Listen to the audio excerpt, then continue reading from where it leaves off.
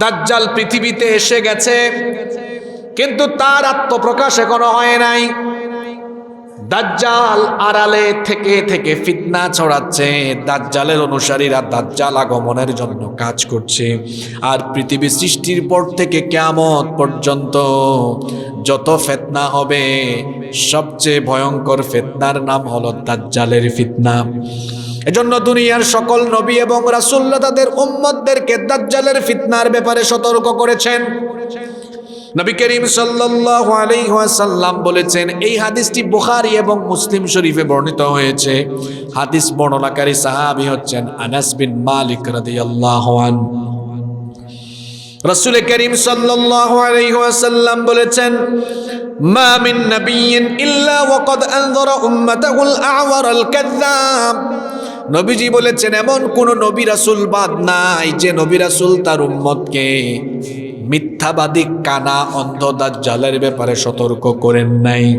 আল্লাহর হাবিব বলেছেন, দাজ্জালের ফিতনা হবে দুনিয়ার সবচাইতে ভয়ঙ্কর ফিতনা। দাজ্জাল দুনিয়াতে আত্মপ্রকাশ হওয়ার আগেই দাজ্জালের অনুসারীরা ফিতনা ছড়াবে। দাজ্জালীয় খাসলত, দাজ্জালীয় স্বভাব তারা গ্রহণ করবে। প্রশ্ন হলো, দাজ্জালের স্বভাবটা কেমন হবে? আল্লাহর হাবিব বলেছেন, দাজ্জাল সে মানুষের ঈমান নিয়ে ছিনিমিনি খেলবে, মানুষকে ঈমান হারা করার জন্য কাজ করবে। আজকের দুনিয়ায় দাজ্জাল আপনি দেখেন না, দাজ্জালের অনুসারীরা মানুষদেরকে ঈমান হারা করার জন্য 24টা ঘন্টা তারা ফিতনা চালায়। আপনি একটু চোখ ভালো করে বুলিয়ে দেখেন, দাজ্জালের ফিতনা আরম্ভ হয়েছে। দাজ্জালের এক হাতে থাকবে জান্নাত, আরেক হাতে থাকবে জাহান্নাম, কিন্তু এটা আসল না নকল, ওইটা হবে ফেক। আল্লাহর নবী বলেছেন, দাজ্জালের যে জান্নাত হবে ওটা হলো জাহান্নাম, আর তার হাতে যে জাহান্নাম সে দেখাবে ওটাই হলো জান্নাত। সে মানুষকে জান্নাত জাহান্নামের অফার করবে। দাজ্জালকে এখনো আমরা চোখে দেখি নাই, কিন্তু মাঝে মাঝে দাজ্জালের অনুসারী সমাজেই পাবেন যারা মানুষকে জান্নাত আর জাহান্নাম বিলায়া বেড়ায়। আমি আর নিচে নামলাম না, কারণ আবহাওয়ায় দুর্যোগের ঘনঘটা বুঝে নেন। সমাজে আপনি দেখেন চতুর্দিকে কত দাজ্জালের অনুসারী বের হয়েছে, মানুষকে জান্নাত দিয়ে বেড়ায়, জাহান্নাম দিয়ে বেড়ায়। মনে হয় জান্নাত তার বাপ আর দাদার থেকে উত্তরাধিকার সূত্রে সে পেয়েছে। জান্নাত কি তোর বাপের লাগে রে? জান্নাত জাহান্নামের ফয়সালাকারী যিনি, তিনি কে? দাজ্জালের ফিতনা থেকে আপনি বেঁচে যাবেন যে সূরার প্রথম 10 আয়াত অথবা শেষের 10 আয়াত মুখস্থ করলে, সেই সূরার নাম হচ্ছে সূরাতু আল কাহাফ। আবার নাসাঈর বর্ণনা এসেছে, নবীজি বলেছেন, মান ক্বারা 10 আয়াতিন মিনাল কাহাফি। এই হাদিসে বলা হয়েছে সূরা কাহাফের যে কোনো 10টা আয়াত সাধারণ 10 আয়াত। তাহলে আমরা হাদিসগুলোকে সমন্বয় করে বলতে পারি, প্রথম দিকে হোক আর শেষের দিকে হোক 10টা আয়াত যদি আপনি মুখস্থ করেন, তাহলে দাজ্জালের ফিতনা থেকে আপনাকে আমাকে যিনি বাঁচায়া দিবেন তিনি কি? 10 আয়াত মুখস্থ করা কঠিন না সহজ? প্রতিদিন 1 আয়াত শিখেন, 10 দিনে হয়ে যাবে 10 আয়াত ইনশাআল্লাহ। আবার এই সূরাটি জুমার দিনে তেলাওয়াতের বিশেষ ফজিলত রয়েছে। জুমার দিন হলো সপ্তাহের শ্রেষ্ঠ দিন। ওই জুমার দিনে যিনি সূরা কাহাফ তেলাওয়াত করবেন, অশেষ ফজিলত তিনি লাভ করবেন। কারণ নবীজি বলেছেন, মান ক্বারা সূরাতুল কাহফি ফি ইয়াউমিল জুমআতি আদাআ লাহু মিনান নূরি মা বাইনাল জুমআতাইন। নবীজি বলেছেন, যে ব্যক্তি জুমার দিনে সূরা কাহাফ তিলাওয়াত করবে, 2 জুমার মধ্যবর্তী সময়টুকু তার জন্য নূর হয়ে যাবে। আবার অন্য হাদিসে নবীজি বলেছেন, মান ক্বারা সূরাতুল কাহফি ইয়াউমাল জুমআতি সাতাআ লাহু নূরুম মিন তাহতি কদামিহি ইলা আনানিস সামা। যে ব্যক্তি জুমার দিনে সূরা কাহাফ তিলাওয়াত করবে, তার পায়ের নিচ থেকে আকাশ পর্যন্ত, ভালো করে শুনেন, মিন তাহতি কদামিহি ইলা আনানিস সামা, তার পায়ের নিচ থেকে আসমান পর্যন্ত এই পুরা অংশটা তার জন্য নূর হয়ে যাবে। জুমার দিনে যে ব্যক্তি সূরা কাহাফ পড়বে, নবীজি তার ব্যাপারে এই হাদিসে আরো বলেছেন, ইউদিউ বিহি ইয়াউমাল কিয়ামাহ, কিয়ামতের দিন এই সূরা কাহাফ তার জন্য নূর হয়ে যাবে। এই নূর পাওয়ার কারণে সে কিয়ামতের দিন পুলসিরাত পর্যন্ত পার হয়ে যেতে পারবে। শুধু তাই নয়, এই হাদিসের শেষাংশে নবীজি বলেছেন, জুমার দিনে যে ব্যক্তি সূরা কাহাফ তিলাওয়াত করবে, গুফিরা লাহু মা বাইনাল জুমআতাইন, দুই জুমার মধ্যবর্তী দিনের সকল সগীরা গুনাহ আল্লাহ মাফ করে দিবেন। আবার অন্য হাদিস, এই হাদিস বর্ণনা করেছেন আসাদুল্লাহিল গালিব শেরে খুদা আলী রাদিয়াল্লাহু আনহু কাররামাল্লাহু ওয়াজহাহু, তিনি বলেছেন, রাসূল কারীম সবাই মহব্বতে আমার সঙ্গে পড়েন সাল্লাল্লাহু আলাইহি ওয়াসাল্লাম বলেছেন, মান ক্বারা সূরাতাল কাফি ইয়াউমাল জুমআতি ফাহুয়া মাসুমুন ইলা 8 আইয়ামিন মিন কুল্লি ফিতনাতিন তাকুন। নবীজি বলেছেন, যেই ব্যক্তি জুমার দিনে সূরা কাহাফ তিলাওয়াত করবে, এর পরবর্তী 8টি দিন আল্লাহ তাআলা তাকে সকল ফিতনা থেকে নিরাপত্তা দিবেন। কয় দিন? 8 দিন। সব বিপদ আপদ থেকে আল্লাহ তাকে হেফাজত করবে। শুধু তাই নয়, এই সময়টাতে যদি দাজ্জালেরও আগমন হয়ে যায়, নবীজি বলেছেন, ফাইন খরাজাদ দাজ্জালু উসিমা মিনহু, এই সময়টাতে যদি দাজ্জালেরও আগমন হয়ে যায়, দাজ্জালের ফিতনা থেকে যিনি হেফাজত কি। তাহলে জুমার দিনে আপনাদের সিলেবাসে রুটিনের মধ্যে, জুমার দিনের রুটিনে সূরা কাহাফের তিলাওয়াত রাখবেন তো? জোরে বলেন ইনশাআল্লাহ। আমরা প্রথমে সূরার তথ্য জেনেছি, পরে ফজিলত জেনেছি। এবার সূরাটা আমরা আলোচনা আরম্ভ করব। তার আগে আমরা এই সূরার সাবাবুন নুজুল জানব। কোরআনুল কারীমের কোন সূরা বা আয়াতের তাফসীর ভালো করে বুঝতে হলে ওই সূরা বা আয়াত নাজিলের প্রেক্ষাপট জানতে হয়, কোন সময় কোন পরিস্থিতিতে কেন সেটা নাজিল হয়েছে, হিস্ট্রি জানতে হয়, পটভূমি জানতে হয়, যেটাকে আরবিতে বলা হয় সাবাবুন নুজুল বা শানে নুজুল। এই সূরা কাহাফ কোন পরিস্থিতিতে কেমন অবস্থায় নাজিল হয়েছে সেটা শোনেন। কষ্ট হচ্ছে আপনাদের? নবী করিম সাল্লাল্লাহু আলাইহি ওয়াসাল্লামকে এই কোরআন যিনি দিয়েছেন, সবাই একটু গলার আওয়াজ বড় করে বলেন তো, তিনি কি? আরো জোরে বলেন, তিনি কি? কত বছর বয়সে দিলেন? জোরে বলেন। আপনাদের সাথে মজার একটা গল্প আমি আরম্ভ করব। সবার মনোযোগ আছে না? আজকে বাচ্চারাও অনেক মজা পাবে। তোমরা আজকে এমন গল্প শুনবা, যেরকম গল্প তোমরা এখনো, এত ইন্টারেস্টিং গল্প আগে কখনো শোনো।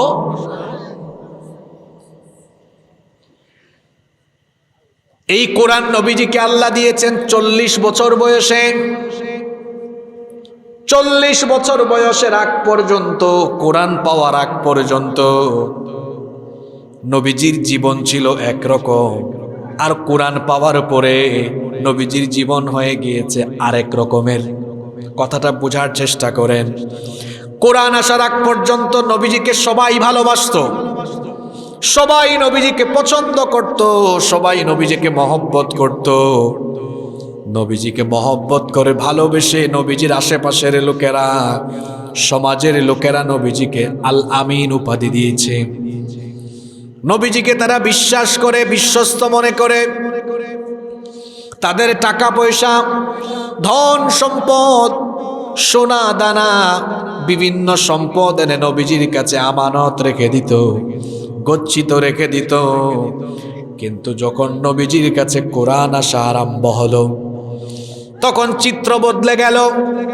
যাকে তারা আল আমিন বলেছে, যাকে তারা বিশ্বস্ত আমানতদার বলেছে, কোরআন আসার পরে ওই সমাজের লোকেরা তারা নবীজিকে এবার শায়ের বলা আরম্ভ করলো, কবি বলা আরম্ভ করলো, কাহিন গণক বলা আরম্ভ করলো, সাহির জাদুকর বলা আরম্ভ করলো, মাজনুন পাগল বলা আরম্ভ করলো।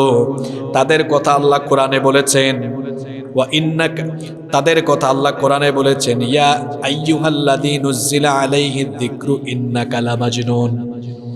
এরকম কোরআনের আয়াতগুলোতে তাদের গালিগালাজের কথা এসেছে।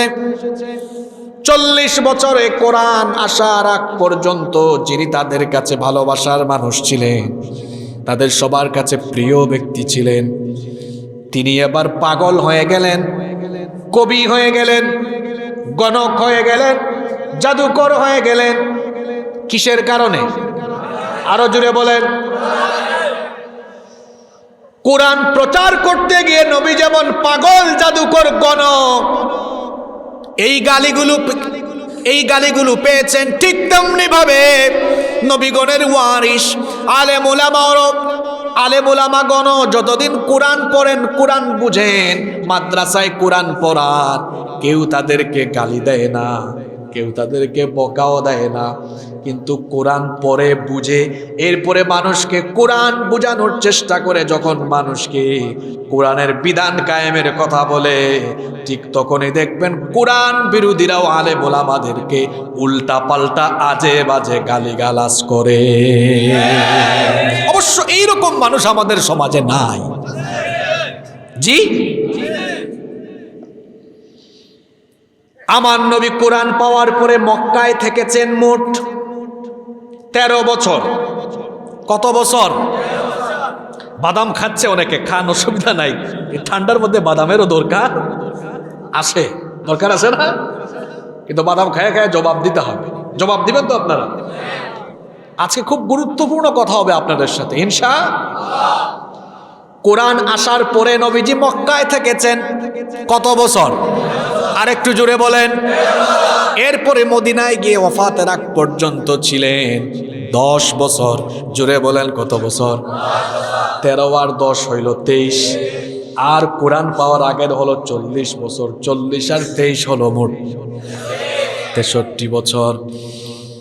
কোরআন আসার আগের 40 বছর সবাই ভালোবেসেছে, আদর দিয়েছে, মহব্বত করেছে, হাদিয়া দিয়েছে, তোফা দিয়েছে। কোরআন আসার পরে 13 বছর এবার কেমন? কোরআন আসার পরে 13 বছর 5 রকমের অবস্থায় নবীজি পড়েছেন। আল্লাহর নবীর মাক্কি জীবন, কোরআন আসার পরের মাক্কি জীবনকে মোট 5টা পর্যায়ে ভাগ করা হয়েছে। জুড়ে বল, 5টা নয়, সরি 4টা। জুড়ে বলেন কয়টা? আরো জুড়ে বলেন। 3, 2, 5, 3। বলবেন হুজুর এগুলা কি বলছেন? এটা হিসাব বলেছি 13 বছরের। 3, 2, 5, 3। হিসাবটা মনে রাখার জন্য কৌশল শিখাই দিই। প্রথমেও 3, শেষেও, প্রথমে 3, শেষেও, আর মাঝখানে 2 আর 5। 2 আর 3, 2, 5, 3। 3, 2, 5। এবার আসেন এগুলো মানে বুঝায় দেই। কোরআন আসার পরে নবীজি 3 বছর আমভাবে সবার কাছে দাওয়াত দেন নাই। প্রথম 3 বছর নবীজি দাওয়াত দিয়েছেন, গোপন দাওয়াত, ব্যক্তি বিশেষে দাওয়াত দিয়েছেন। প্রথমে দাওয়াত দিয়েছেন নিজের বিবিকে, এরপরে নিজের প্রিয় বন্ধুকে, এরপরে তিনি বেছে বেছে বেছে বেছে ব্যক্তি বিশেষে দাওয়াত দিয়েছেন। প্রথমে মোট কয় বছর? আরো জুড়ে বলেন। এই 3 বছরকে বলা হয় গোপন দাওয়াত। 3-এর পরে ছিল কত? 3 বছর গোপন দাওয়াত দেওয়ার পরে আল্লাহ ওহী নাজিল করলেন, ওয়া আনযির আশীরাতাকাল আকরাবিন।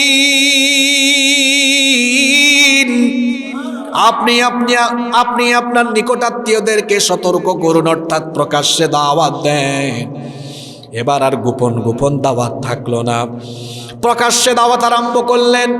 প্রকাশ্যে দাওয়াত দেওয়ার পরে এবার গালিগালাজ আরম্ভ হলো। নবীজিকে পাগল বলা হলো, জাদুকর বলা হলো, কবি বলা হলো, গণক বলা হলো, ঠাট্টা উপহাস করা হলো। কিন্তু নবীজির দাওয়াত নবীজি থামান নাই। এর পরবর্তী 5 বছর, এই বছরগুলো ছিল নবীজির জন্য খুব কষ্টের সময়। ওই সময়গুলোতে শুধু নবীজিকে গালিগালাজ করা হয় নাই। দেখি মনে রাখছেন কেন? প্রথমে কত ছিল? প্রকাশ্য না গোপন? এর পরবর্তী 2 বছর গোপন না প্রকাশ্য? দাওয়াত দেওয়ার পরে ফুলের মালা আসছে না গালিগালাজ আসছে? আরো জোরে বলেন 3, 2, 5। এর পরবর্তী 5 বছর শুধু গালিগালাজ করে না, 2 বছর গালিগালাজ করার পরে রাষ্ট্রীয় ট্যাগ লাগানোর পরেও যখন নবীজি দাওয়াত থামান না, এবার আরম্ভ হলো আল্লাহর নবীর শরীর রক্তাক্ত করা হলো। সাফা পাহাড়ে তাকে রক্তাক্ত করা হয়েছে। আল্লাহর নবী যখন নামাজে সাজদায় গিয়েছেন, বুখারীতে হাদিস এসেছে উকবা বিন আবি মুঈত নামে এক নিকৃষ্ট কাফের নবীজিকে তার গামছা দিয়ে পেঁচায়া কাবা শরীফের চতুর্দিকে টানাটানি করেছে। নবীজি নামাজে সাজদায় গেলে কাফিরের গোষ্ঠী এনে নবীজির মাথার উপরে উটের নাড়ি ভুড়ি নিক্ষেপ করেছে। শুধু নবীজি নির্যাতিত হন নাই, নবীজির সাহাবীরাও হয়েছেন। বিলাল, খাব্বাব, খুবাইব, আম্মার, ইয়াসির মহিলারা পর্যন্ত নির্যাতিত হয়েছেন। সুমাইয়া রাদিয়াল্লাহু আনহাকে এই পরবর্তী 5 বছরের ভিতরে শহীদ করে দেওয়া হয়েছে। এই 5টা বছর ছিল খুব দুঃখ কষ্টের।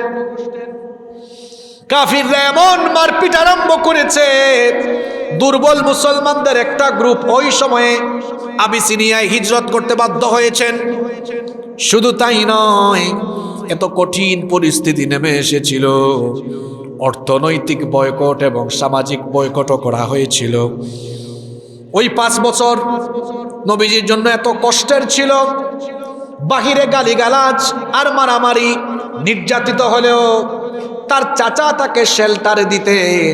চাচার নাম হলো আবু তালিব।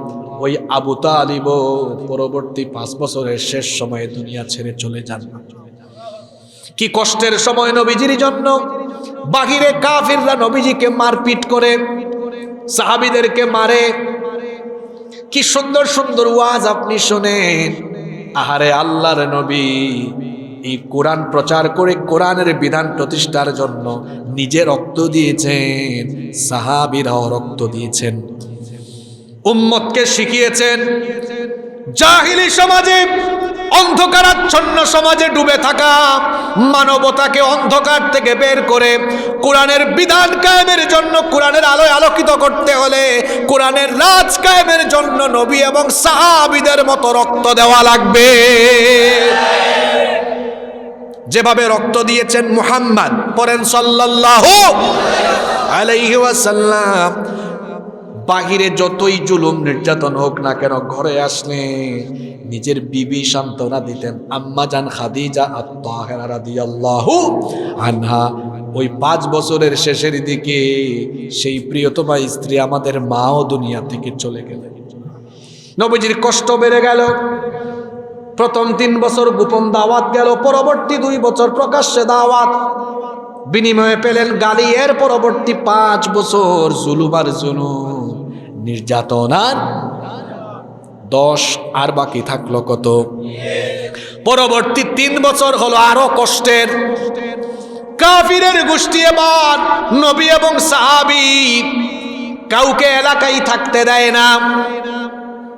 এই চিত্র এখনো দুনিয়াতে আছে। কোরআনের কথা বলে, দ্বীনের পথে চলে, কোরআনের আন্দোলনে শামিল, ঘরে থাকতে পারে না, বাড়িতে ঘুমাইতে পারে না, বাড়িতে থাকতে পারে না, খেতে খামারে ঘুমায়, এলাকা ছাড়া হয়ে যায়। দ্বীনের দাওয়াতের সাথে সম্পৃক্ত থাকার কারণে এলাকায়ও থাকতে পারে না। এই চিত্র নতুন কিছু নয়। যেই যুগে কোরআন নাজিল হয়েছিল কাফিরের গোষ্ঠী, সেই যুগেও কোরআনওয়ালাদের সাথে একই রকম আচরণ করেছে। শেষের 3 বছর বড় কষ্টের ছিল। নবীজি এবং সাহাবীদের উপরে অবর্ণনীয় জুলুম তখন। ওই সময় নবীজি মক্কায় দাওয়াত দিতে পারেন না, নিজের এলাকায় দাওয়াত দিতে পারেন না, চলে গেলেন তায়েফে। সেখানেও তায়েফের লোকেরা নবীজির সাথে ভালো আচরণ করলো না, খারাপ আচরণ করলো। নবীজিকে তারা মারল। শুধু তাই নয়, সেই সময়ে সাহাবীদের উপরেও তারা অবর্ণনীয় জুলুম আরম্ভ করলো। শেষ পর্যন্ত নবীজি তাকে আল্লাহ হিজরত করার জন্য আদেশ করলেন। যখন কাফিররা নবীজিকে হত্যা করতে চাইল, হিজরত করতে বাধ্য হলেন। এই হলো সংক্ষেপে নবীজির মক্কার জীবনের 13 বছর। জুড়ে বলেন কত বছর? 3, 2, 5, 3। বলবেন হুজুর এত হিসাব দিলেন কেন? হিসাব না দিলে তো আপনি বুঝবেন না। আজকের যে সূরা কাহাফ নাজিল হয়েছিল ওই 5 বছরে, বলেন তো ওই 5টা বছর সহজ ছিল না কঠিন ছিল? খুব কঠিন সময়। আল্লাহর নবীর কোরআন পাওয়ার পরে তার নববী জীবনের ঠিক মাঝামাঝি সময়ে, মাক্কি জীবনের 13 বছরের ঠিক মাঝামাঝি সময়ে সূরা কাহাফ যিনি নাজিল করেছেন তিনি কি? কোন পরিস্থিতিতে এবার শুনেন আর কেন এসেছে এই সূরাটা।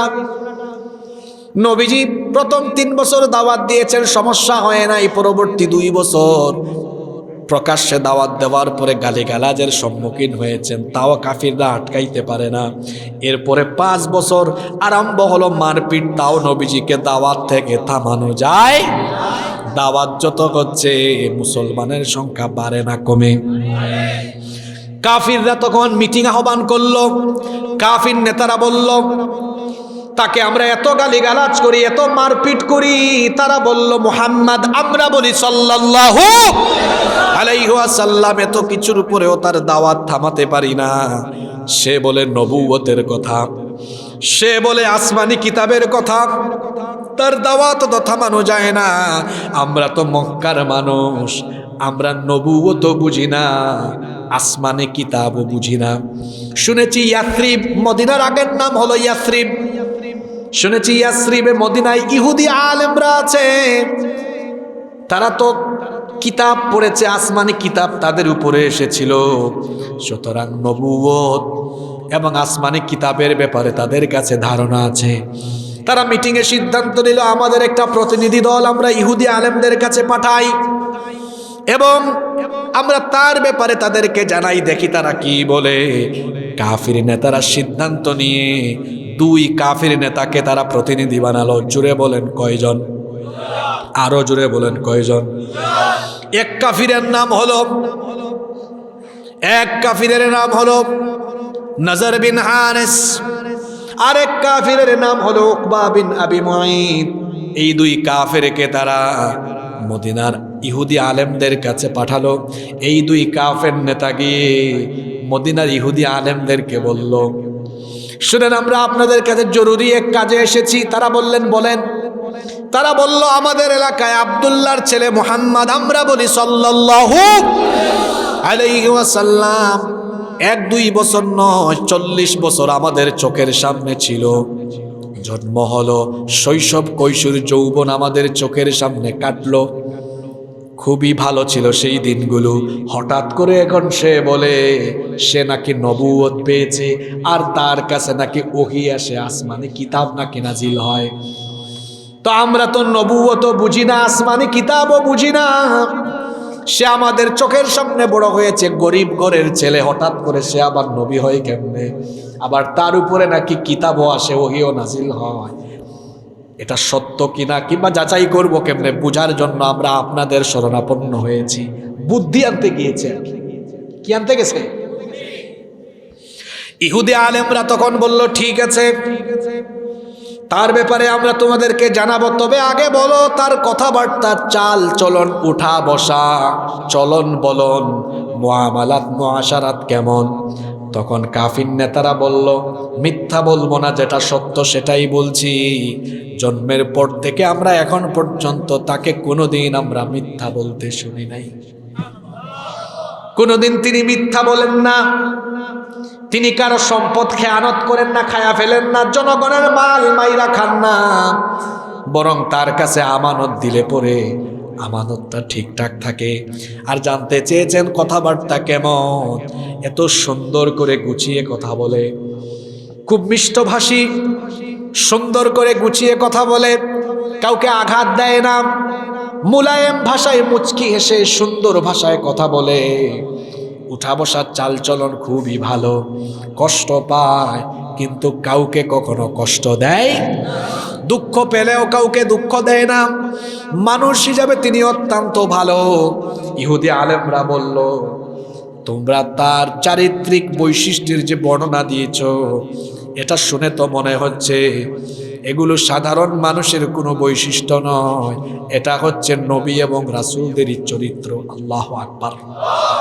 তবে শোনো, কনফার্ম হওয়ার জন্য তোমরা অত সন্দেহ করো, তোমাদের সন্দেহ দূর হওয়ার জন্য আর কনফার্ম হওয়ার জন্য তোমাদেরকে আমরা 3টা প্রশ্ন শিখায়া দিচ্ছি। এই 3টা প্রশ্ন পৃথিবীর কোনো নবী রাসূল ছাড়া এই প্রশ্নের উত্তর আর কেউ দিতে পারবে না। কয়টা প্রশ্ন? যাও তোমরা গিয়ে তাকে এই 3টা প্রশ্ন করো। যদি এই 3টা প্রশ্নের যথাযথ উত্তর দিয়ে দেয় তাহলে কোনো সন্দেহ নাই সে নবী। আল্লাহু আকবার।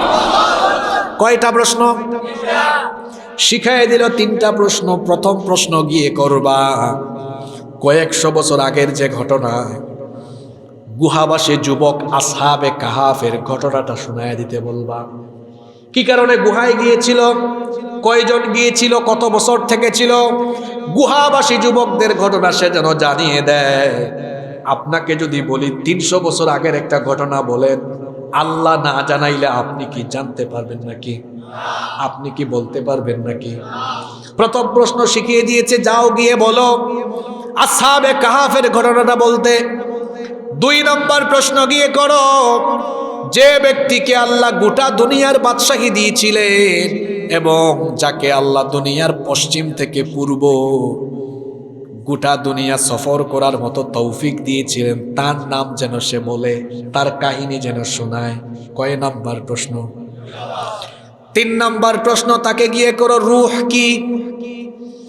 যদিও এই 3 নম্বর প্রশ্নের ব্যাপারে কিছু কিছু মুফাসসিরদের দ্বিমত আছে, তাফহিমুল কোরআন সহ আরো অন্যান্য তাফসীর গ্রন্থে অনেক মুফাসসিরদের মতামত পাওয়া যায়। 3 নম্বর প্রশ্নটা ছিল খাদির আলাইহিস সালামের ব্যাপারে। আমাদের দেশে আমরা যাকে অনেকেই বলি খিজির আলাইহিস সালাম, কিন্তু হাদিসে তার নাম হলো, বলেন খাদির। নাম কি? আরবিতে বলে খাদির। খাদির মানে সবুজ। তিনি যেই জায়গাতে বসতেন আল্লাহর রহমতে ওইটা সবুজের সমারোহে ভরে যেত। সুবহানাল্লাহ। কি বাড়িতে গিয়ে বলবেন? কোন মুফাসসির এখানে দ্বিমত করে বলেছেন 3 নম্বর প্রশ্ন হলো, যাও গিয়ে জিজ্ঞেস করো খাদির আলাইহিস সালামের তাৎপর্যপূর্ণ ঘটনাটি যেন শোনায় দেয়। এই মোট প্রশ্ন হইল কয়টা? এদিক থেকে আওয়াজ পায় না, জুড়ে বলেন কয়টা? 2 কাফির নেতা এবার চলে গেল মক্কায়। যাওয়ার পরে অন্যান্য নেতাদেরকে বলল, আমরা জিনিস নিয়ে আইছি। 3টা প্রশ্ন। ইহুদি আলেমরা বলেছে এই 3টা প্রশ্ন করার জন্য, এই 3টা প্রশ্নের উত্তর যদি দিতে পারে তাহলে আমরা বুঝবো সে আল্লাহর পয়গাম্বর, আর যদি না দিতে পারে বুঝবো এতদিন যা করেছে সব ভণ্ডামি। নাউজুবিল্লাহ। কাফিররা এবার গেল নবীজির কাছে। শুনতেছেন না ঘুমায় গেছে? কাফিররা নবীজির কাছে গেল।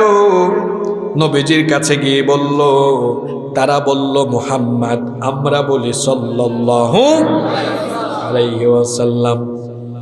3টা প্রশ্ন তোমাকে করব, যদি জবাব দিতে পারো তাহলে আমরা বিশ্বাস করব তুমি পয়গাম্বর, ঈমান আনবো। আর যদি উত্তর দিতে না পারো তাহলে আমরা মনে করব আমাদের সন্দেহ ঠিক আছে। তাদের সন্দেহ কি? তাদের সন্দেহ হলো নবীজি আসলে নবী না। নাউজুবিল্লাহ। তাদের সন্দেহ নবীজি আসলে নবী। তারা বলল 3টা প্রশ্নের উত্তর দিলে বুঝবো ঠিক আছো, উত্তর দিতে না পারলে বুঝবো আমাদের সন্দেহ ঠিক আছে। নবীজি বললেন ঠিক আছে, প্রশ্নগুলো করো। তারা আবার নবীজিকে 3টা প্রশ্ন করলো। নবীজি বললেন ঠিক আছে যাও, আগামীকাল এই প্রশ্নগুলোর উত্তর আমি দিব। কোন দিন? জোরে বলেন।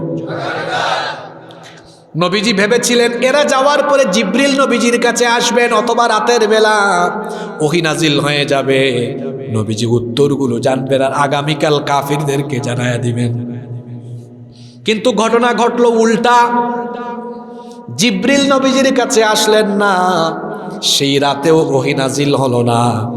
পরের দিন কাফেররা আসলো, এসে বলল মুহাম্মদ, আমরা বলি সাল্লাল্লাহু আলাইহি ওয়াসাল্লাম, তুমি না বলেছিলে আজকে উত্তর দিবে, তো বলো উত্তরগুলো দাও। নবীজি বললেন, দুঃখিত, আজ তোমাদের প্রশ্নের উত্তর আমি দিব না, আগামীকাল আসো, আগামীকাল উত্তর দিব। শুনতেছেন তো? নবীজি ভেবেছিলেন হয়তো আল্লাহ তাআলা আজকে, গতকাল ওহী পাঠান নাই কিন্তু আজকে পাঠায়া দিবেন। এই জন্য কাফিরদেরকে বলেছিলেন পরের দিন আসো। কাফিররা পরের দিন আসলো। সেদিনও নবীজি বললেন, দুঃখিত, আজকেও পারবো না, আগামীকাল আসো। হইল কয়দিন? এইরকম করতে পরের দিন, এইরকম করতে করতে পরের দিন, করতে করতে করতে করতে একদিন, 2 দিন, 3 দিন, 4 দিন, 5 দিন, 6 দিন, 7 দিন নয়, একটানা 15 দিন চলে গিয়েছে। জুড়ে বলেন কয় দিন? দিন যত যায় কাফিরদের সন্দেহ তত বাড়ে না কমে? প্রথম 2-3 দিন যখন নবীজি উত্তর দেন নাই, কাফিরদের সন্দেহ বেড়েছে, ওইদিকে নবীজির পেরেশানিও। কেন জিবরিল আসে না, কেন আল্লাহ আমাকে জানান না? কাফিরদের সন্দেহ বেড়েছে, নবীজির পেরেশানিও। এইরকম করে 15 দিন চলে গেল। জুড়ে বলেন কয় দিন? নবীজি অত্যন্ত বিষণ্ণ হয়ে গেলেন। 15 দিন হয়ে গিয়েছে, নবীজি আরো বেশি পেরেশান। আমি আর কয়দিন আগামীকাল আগামীকাল করব, আগামীকাল আগামীকাল করতে করতে হয়ে গেছে কয়দিন? কাফিরদের সন্দেহ বাড়ছে না কমছে? নবীজি পেরেশান হয়ে গেলেন, বললেন, ও মাবুদ, ও আমার রব, আগামীকাল করতে করতে 15 দিন হয়ে গিয়েছে, আমি বড় পেরেশান, কেন জিবরিল পাঠাও না? কেন ওহী আসে না? তুমি না জানালে তো উত্তরগুলো দেওয়া সম্ভব। অবশেষে 15 দিন পরে ওহী আসলো। সুবহানাল্লাহ। 15 দিন পরে ওহী আসলো। তারা যে প্রশ্নগুলো করলো, প্রশ্নগুলোর উত্তর দিয়ে আল্লাহ তাআলা পূর্ণাঙ্গ সূরাতুল কাহাফ নাজিল করলেন। সাথে সাথে কি কারণে উত্তর দিতে 15 দিন দেরি হলো সেটাও আল্লাহ জানালেন। আল্লাহ তাআলা প্রশ্নের উত্তর দিয়ে পূর্ণাঙ্গ সূরা নাজিল করে কেন 15 দিন লেট করলেন কারণটাও জানালেন। শোনেন, আল্লাহ কারণ বয়ান করছেন কেন 15 দিন দেরি হলো। আল্লাহ বললেন, ওয়ালা তাকুলান্না লিশাইইন ইন্নী ফাইলুন যালিকা গাদান ইল্লা আইয়াশা আল্লাহ। আল্লাহ বললেন, ইনশাআল্লাহ বলা ছাড়া আগামীকাল আমি বলবো, এটা আপনি কখনো বলবেন না। তাহলে 15 দিন দেরি হয়েছে কি না বলার কারণে? ইনশাআল্লাহ শব্দটা বাংলা না আরবি। এটার অর্থ হলো ইন মানে যদি, শাহ মানে চান। যদি চান, কে চান? আল্লাহ যদি না চান আমি কথা বলতে পারবো না। আল্লাহ যদি না চান আমি এখান থেকে বাড়িতে যেতে পারবো না। আল্লাহ যদি না চান আগামীকাল আমি বেঁচে থাকতে পারবো না। আমাদের জীবনে যা কিছু হয় সব কিছু যার ইচ্ছায় হয় তিনি কি? সব কিছুর মালিক কে? না আপনারা? সব কিছুর মালিক কে? 15 দিন দেরি হলো, উত্তর দিতে পারলেন না, কি না বলার কারণে? তার মানে বোঝা গেল নবীজি কোনো বিষয় বলতে পারবেন না, কোনো বিষয় জানবেন না ততক্ষণ আল্লাহ নবীজিকে জানাবেন না। যতক্ষণ আল্লাহ জানালে জানবেন, আল্লাহ বলালে বলবেন। তাহলে ইনশাআল্লাহ না বলার কারণে 15 দিন ওহী আসতে দেরি হলো কার তরফ থেকে? এখান থেকে একটা শিক্ষা নিতে হবে আমাদের সবাইকে। ভবিষ্যতে কোনো কাজ করব, বলবো, বা ভবিষ্যতের কোনো কিছু হলে আমরা বলবো আগামীকাল আমি এটা করব, আগামীকাল সেখানে যাব, তবে অনেকে আবার ইনশাআল্লাহর মিসইউজও করে। কিভাবে করে? অনেককে বলতে শোনা যায়, ভাই কেমন আছেন? কয় ইনশাআল্লাহ ভালো আছে। ইনশাআল্লাহ কি ভালো আছি বলবে না? আলহামদুলিল্লাহ ভালো আছে। আবার অনেকে আলহামদুলিল্লাহ বলে না, কেমন আছেন? আছি তো। এরকম আছে কিনা? আপনি ভালো আছেন না, আপনাকে ভালো রেখেছেন কে? তো ভালো আছেন বলার আগে প্রশংসা করতে হবে কার? এজন্য আমরা বলবো আলহামদুলিল্লাহ বলে লাভ না লস? আল্লাহর শুকরিয়াতে লাভ আছে না লস আছে? এজন্য সব সময় বেশি প্রশংসা করবেন কার? ইনশাআল্লাহ। আমি বলছিলাম এটার অপব্যবহার হয়। কেমনে অপব্যবহার হয়? কয় দোস্ত আগামীকাল আসিও, সিনেমা দেখতে যাবো ইনশাআল্লাহ। সঠিক ব্যবহার না অপব্যবহার? জোরে বলেন। আগামী মাসে আমার একটা সিনেমা মুক্তি পাবে ইনশাআল্লাহ। আমি যেগুলো বলছি পত্রপত্রিকায় আপনারা দেখেন কি দেখেন না? সোশ্যাল মিডিয়ায় দেখেন কি দেখেন না? এক পাগলার কথা আমার মনে আছে, পেকুয়ার মাহফিলে 2 বছর আগে বলেছিলাম আমি যে পাগলা ইসলাম থাকবে, তুই থাকবি না। ওই যে মাথায় চুল নাই এক টাকলা, মনে আছে তো? আসলেই দেখেন ইসলাম আছে, সে এখন নমিনেশনও নাই, এমপিগিরিও। ইসলামের সাথে যারাই বেয়াদবি করবে এরকম ফল সে পাবে। শাস্তিটা সরাসরি দিবেন কে? ওখানেও ইনশাআল্লাহ বলেছিল রাষ্ট্র ধর্ম ইসলাম থাকবে না ইনশাআল্লাহ। সঠিক ব্যবহার না অপব্যবহার? 2 চোর চুরির মিটিং করছে, কয় আজকে 3টা ঘরে চুরি করবো দোস্ত ইনশাআল্লাহ। সঠিক ব্যবহার না অপব্যবহার? আমাদের দেশে এখন এগুলোর অপব্যবহার হচ্ছে, অপব্যবহার হচ্ছে। তো সকল ভালো কাজ ভবিষ্যতে করবেন বা বলবেন হবে ইনশাআল্লাহ। কক্সবাজারে গিয়েছে, এত সুন্দর সমুদ্র সৈকত, এই সাগরকে এত সুন্দর করে বানিয়েছেন কে? গিয়ে বলে ওয়াও, অবাজি দেখো, ফ্যান্টাস্টিক, অ্যামেজিং। এগুলো বলবেন না আল্লাহর প্রশংসা করবেন? বলবেন সুবহানাল্লাহ, মাশাআল্লাহ। বাচ্চাকে বিদায় দিচ্ছে, মামুনি টাটা, বাই বাই আমরা শেখাই, আছে না নাই? না, আমরা শেখাবো আল্লাহ হাফেজ, ফি আমানিল্লাহ। আমরা বাচ্চাদেরকে হাই শিখাই, হাই, হ্যালো, হেই। এই হাই হেই হ্যালো না বলে আমরা দিব কি? জুড়ে বলেন। আমাদের দুর্ভাগ্য, আমরা অনেকেই সালাম দিতে পারি না, আউজুবিল্লাহ বিসমিল্লাহ সুন্দর করে বলতে। কিছুদিন আগে শুনলাম একজন বলেছে বিসমিল্লাহির রাহিম, মাঝখানের রহমান বাদ দিয়ে ফেলেছে। এরপরে সালাম দিবে অনেকে আসসালামু আলাইকুম। আমার দেশের বেশিরভাগ উচ্চশিক্ষিত মানুষ, রাজনীতিবিদ, এরা শুদ্ধ করে মানুষকে সালাম দিতে পারে না। হয় বলবে আসসালামু আলাইকুম অথবা সালাম আলাইকুম, সালাম আলাইকুম, এইরকম হাবি জাবি সালাম আছে না নাই? সালাম নিয়ে আপনাকে ফাইজলামি করতে কে বলেছে? বাংলা ভাষা এত সুন্দর করে বলতে পারেন, সালাম দিতে পারেন না কেন? সালাম হুজুরের নাম নয় তো, সালাম কার নাম? জোরে বলেন, সালাম কার নাম? আল্লাহর গুণবাচক নাম আছে, এর মধ্যে একটা গুণবাচক নাম কি? সালাম। জোরে বলেন। ওই আসসালামু আলাইকুম, নিজেকে আবার উচ্চ শিক্ষিত দাবি করে, অথচ সালামটাও সুন্দর করে বলতে পারে। আবার অনেকে বলে সাম আলাইকুম, এরা তো বড় সাংঘাতিক ভাই, কারণ আরবিতে সাম মানে হলো মৃত্যু, সাম আলাইকুম মানে তুই মরি যা, আর আসসালামু আলাইকুম মানে হলো আপনার উপর শান্তি বর্ষিত হোক। শান্তি না দিয়ে বলতেছে কি, তুই মরি যা। তাহলে শুদ্ধ করে সালাম দিতে হবে। শুদ্ধ সালামটা হলো আসসালামু। আপনার আমাকে একটা সালাম দেন তো। ওয়ালাইকুম আসসালাম ওয়া রাহমাতুল্লাহি ওয়া বারাকাতুহু। আপনার আবার ভাবিয়েন না যে হুজুর কৌশল করে এতগুলা সালাম একসাথে নিছে। এটা একটা রিহার্সাল হয়েছে, প্রশিক্ষণ হয়ে গিয়েছে। আলহামদুলিল্লাহ পড়ে আমিও একটা সালাম দিই আবার আপনাদেরকে, আসসালামু আলাইকুম ওয়া রাহমাতুল্লাহি ওয়া বারাকাতুহু। জবাব দেন। এই তো একটা প্রশিক্ষণ হয়ে গেল। আলহামদুলিল্লাহ পড়েন। এখানে আমরা সালাম নিয়ে আলোচনা করি নাই, বলেছি ইনশাআল্লাহ। নবীজিকে কাফিররা প্রশ্ন করছিল জানি কয়টা? কষ্ট হচ্ছে নাকি আপনাদের? কয়টা করছিল? জবাব দিতে দিতে লেট হয়েছে কয়দিন? কি না বলার কারণে? আগামীকাল মিটিং করবেন, এভাবে বলবেন না, বলবেন মিটিং করব ইনশাআল্লাহ, যদি আল্লাহ চান।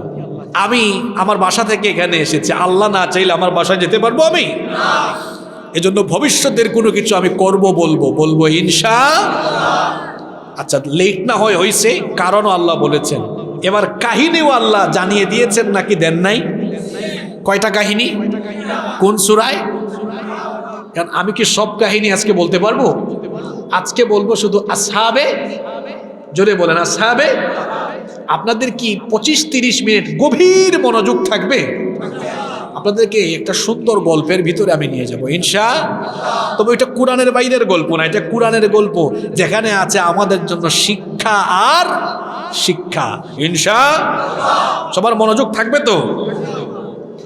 প্রথম প্রশ্ন তারা জানতে চেয়েছিল আসহাবে কাহাফ সম্পর্কে।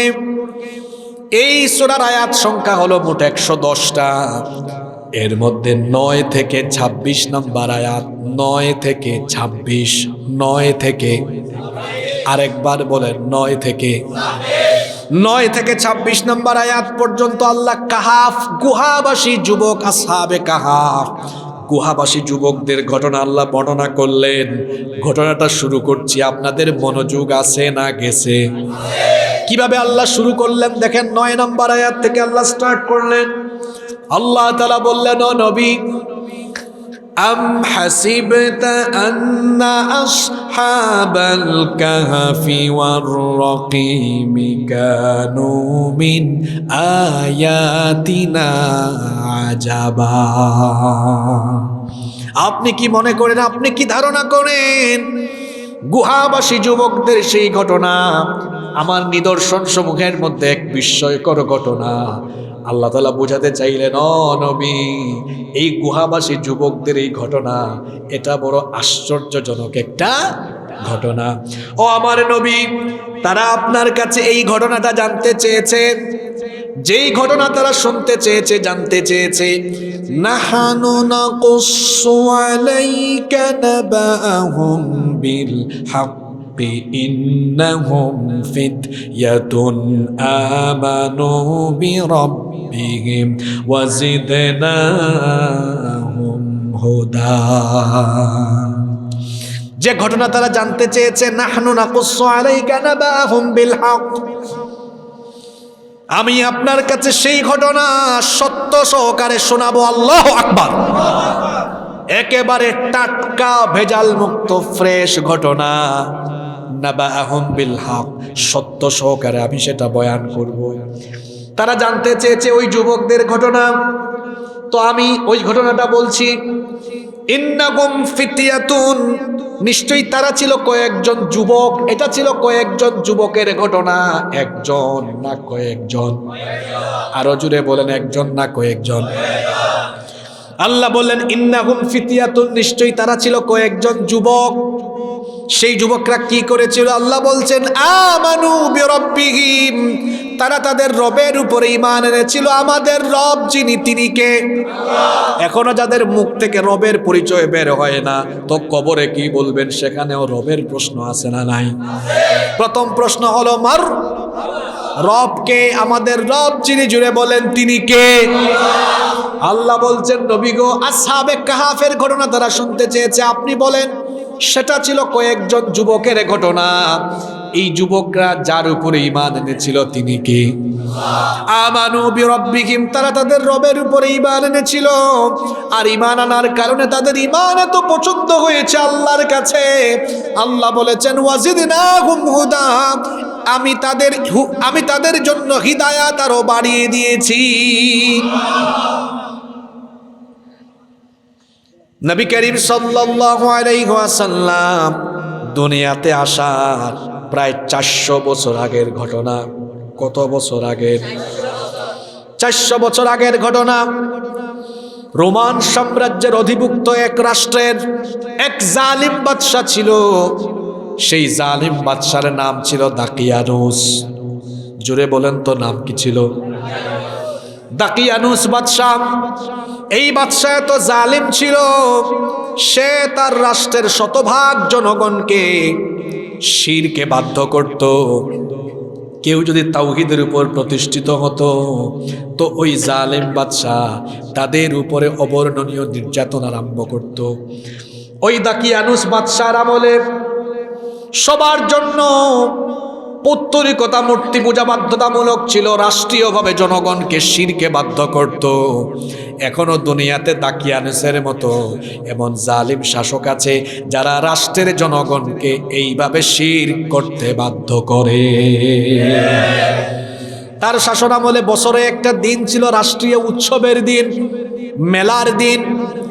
সেই উৎসবে, সেই মেলায় ছোট্ট ছোট্ট শিশুরা, তরুণ যুবক, কিশোর তরুণ যুবক, নারী পুরুষ, আবাল বৃদ্ধ বনিতা সবাই সেই মেলায় অংশগ্রহণ করত। এবং সেই মেলায় প্রকাশ্যে মূর্তি পূজা হতো, সবাইকে শিরক করতে বাধ্য করা হতো। সেই মেলার মধ্যে কিছু যুবক সেদিন উপস্থিত হয়েছিল যারা এই পৌত্তলিকতা আর মূর্তি পূজা করতে তাদের বিবেক তাদেরকে বাধা দিয়েছিল। শুনতেছেন? যুবকরা এখানে আছে না ঘুমাই গেছে? যুবকদের ওয়াজ শুরু হয়ে গেছে এখন। রাষ্ট্রীয় মেলা উৎসবের দিনে সারা দেশের সকল মানুষ সেখানে হাজির, উপস্থিত হয়েছে। হঠাৎ করে মেলা থেকে একটা ছেলে, যুবক ছেলে উঠে গেল। যুবক ছেলেটা ওই মেলা থেকে উঠে মেলার প্যান্ডেলের বাহিরে বের হয়ে দূরে একটা গাছের নিচে এসে গিয়ে বসে থাকলো। মনে মনে বলল, আহারে, আমার গোটা দেশের লোকেরা, জাতির লোকেরা না জেনে অজ্ঞের মতো আল্লাহর সাথে শিরক করছে, কিন্তু আমার বিবেক এটা বাধা দিচ্ছে, আমি এই শিরকের কাজ করব। চুপচাপ থাকলো, কাউকে কিছু বলল না, গাছের ছায়ার নিচে বসে রইল। তাফসীর ইবনে কাসিরের ভেতরে ঘটনাটা ঠিক এইভাবে এসেছে। কিছুক্ষণ পরে হঠাৎ করে সেখান থেকে আরেকজন যুবক উঠে গেল। আরেকজন যুবক উঠে উৎসবস্থল ত্যাগ করে দেখলো একটা যুবক অদূরে একটা গাছের ছায়ার নিচে বসে আছে। ভাবলো, ওখানে যেহেতু একজন আছে, আমিও যাই, আমিও গিয়ে ওইখানে বসি। সেও গেল, হইল কয়জন? কিছুক্ষণ পর আরেকজন উঠছে, উঠে সেও গেল, হইল কয়জন? এই রকম করে উঠতে উঠতে মোট 7 জন উঠলো। 7 জন যুবক ওই গাছের ছায়ার নিচে বসে রইল। জুড়ে বলেন কয়জন? 7 জন বসে আছে, কিন্তু কেউ কারো সাথে কথা কয় না, কেউ কারো সাথে কথা বলে না। কথা না বলে কি বেশিক্ষণ থাকা যায় নাকি? বেশ কিছু সময় অতিবাহিত হলো। যেই ছেলেটা প্রথম এসেছিল সে বাকিদেরকে প্রশ্ন করলো, কি ব্যাপার, মেলা থেকে তোমরা উঠে আসছো কেন?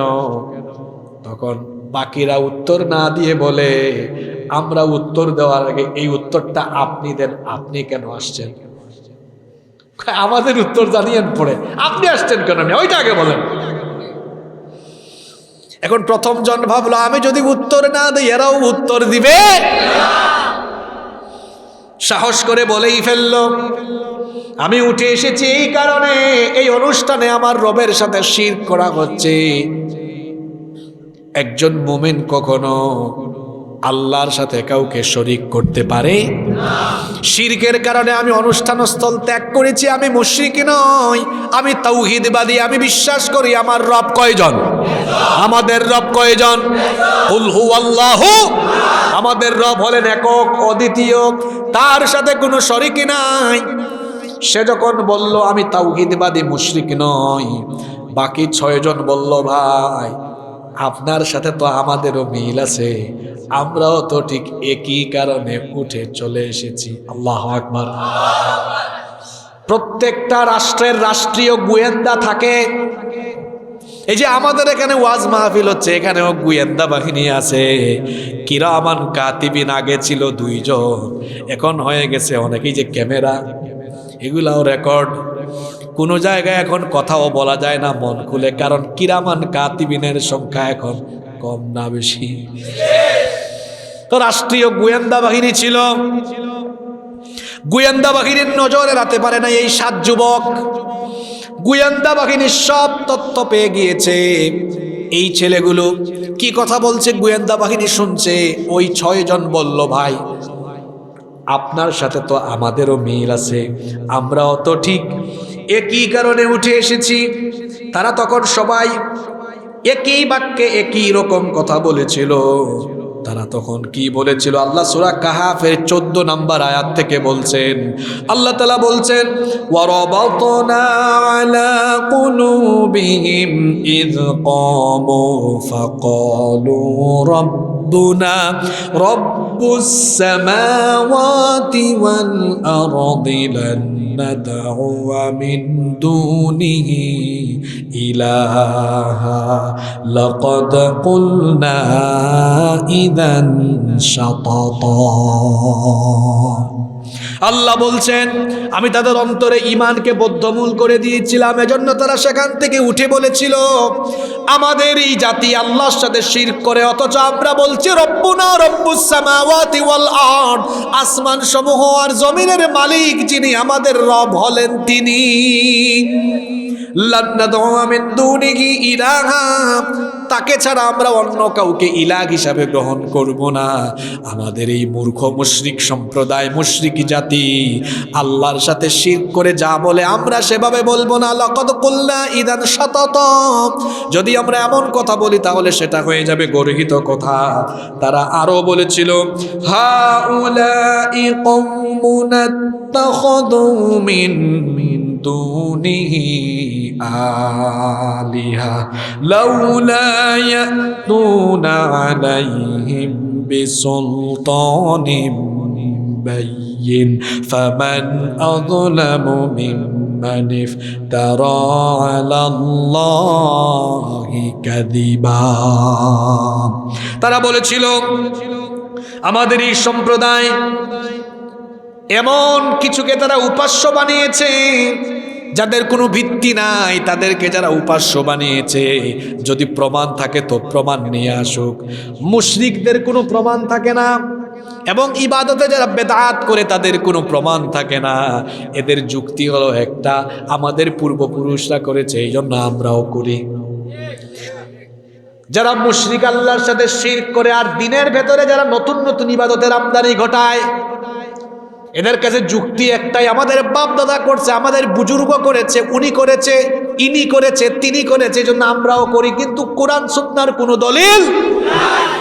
এই 7 জন যুবক বলছে আমাদের মূর্খ সম্প্রদায় যে শিরক করে, যদি তাদের কাছে কোনো দলিল থাকে, লাউলা ইয়াতুনা আলাইহিম বিসুলতানিম বাইয়িন, তারা যেগুলোর পূজা করে পারলে তারা সেগুলোর ব্যাপারে সুস্পষ্ট প্রমাণ নিয়ে আসুক। ফামান আযলামু মিম্মান ইফতারা আলাল্লাহি কাযিবা, তার চেয়ে বড় জালিম আর কে হতে পারে যে আল্লাহর ব্যাপারে মিথ্যারোপ করে। আল্লাহর সাথে শিরক করা এটা হলো সবচেয়ে বড় জুলম। এজন্য লুকমান হাকিম তার ছেলেকে বলেছিলেন, ইয়া বুনাইয়া লা তুশরিক বিল্লাহ ইন্নাশ শিরকা লাযুলমুন আযীম। কলিজার টুকরা ছেলে, তুমি আল্লাহর সাথে শিরক করো না, কারণ নিশ্চয়ই শিরক করা হলো মস্ত বড় জুলুম। যে ব্যক্তি শিরক করে সে আল্লাহর উপর জুলুম করে বসে। এই 7 জন যুবকের জন্য বলেছিল তার চেয়ে বড় জালিম আর কে হতে পারে যে আল্লাহর ব্যাপারে মিথ্যা কথা রটায়। যুবকরা যে কথাবার্তা বলছে, যারা এগুলো শুনে ফেলতেছে তারা হলো রাষ্ট্রীয়, জোরে বলেন, ঘুমাই গেছেন নাকি আপনারা? ঘটনা কি ঘটে এবার শুনেন। এই গোয়েন্দারা এই 7 যুবককে গ্রেফতার করলো। গ্রেফতার করে বাদশার সামনে নিয়ে গেল। বাদশার নামটা যেন কি ছিল? দাকিয়ানুস।